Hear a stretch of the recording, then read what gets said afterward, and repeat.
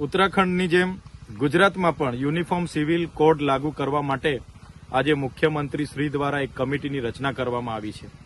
ત્યારે ગુજરાતમાં 15% આદિવાસી સમાજ વસે છે।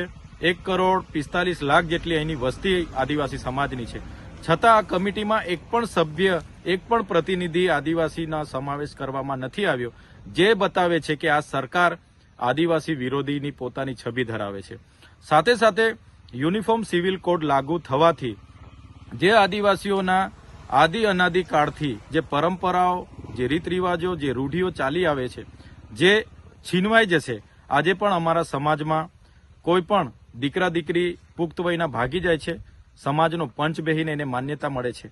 કોઈ વિધવા કે વિધુરને પુનઃ લગ્નની માન્યતા મળે છે, બહુપત્નીત્વને માન્યતા મળે છે, કોઈનો મન મેળાપ નથી થતો એને છૂટાછેડાની પણ માન્યતા મળે છે, કોઈને દીકરી છે એના ઘર જમાઈ કરીને એને ઉત્તરાધિકારી નક્કી કરવાની પણ માન્યતા અમારા સમાજમાં મળે છે। ત્યારે આ યુસીસી લાગુ થવાથી આ સમગ્ર બાબતો નષ્ટ થઈ જશે।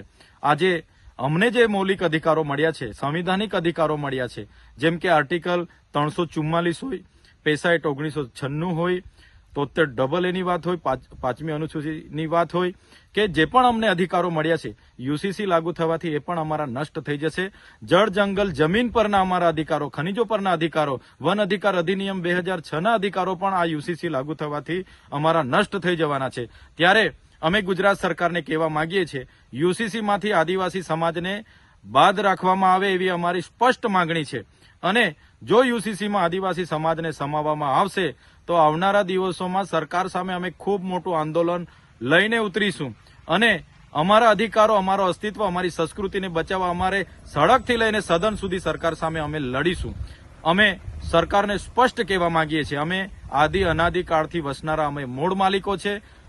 સમાનતાની મોટી મોટી વાતો કરનારી આ તમારી સરકારોએ આજ દિન સુધી આદિવાસીઓને ન્યાય નથી આપ્યો। આજે અમારી 15% વસ્તી છે, અમારે ન્યાય પ્રણાલિકામાં 15 જજીસ નથી, યુનિવર્સિટીઓમાં 15 કુલપતિ નથી, કોર્પોરેટ જગતમાં 15 ઉદ્યોગપતિઓ નથી, સેક્રેટરી સચિવાલયમાં 15 અમારા સચિવો નથી। અને દરેક ક્ષેત્ર તમે જોઈ લો, કોઈ પણ ક્ષેત્રમાં આદિવાસીઓને આજે પણ સમાનતા આપવામાં નથી આવી। આજે પણ અમારી સાથે રોટી બેટીના વ્યવહારો સુધી આ વિસ્તારોમાં નથી થતા।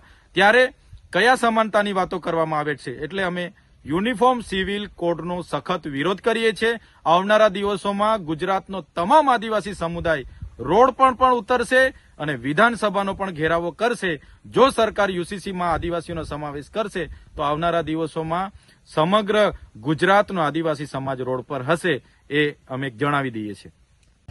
વિડીયો પસંદ આવ્યો હોય તો લાઇક એન્ડ શેર કરવાનું ભૂલશો નહીં અને ખાસ અમારી ચેનલ ગુજરાત સમુદાયને આપ સબસ્ક્રાઇબ કરી લેશો। આવતીકાલે કોઈ નવા ટોપિક પર ચર્ચા કરીએ।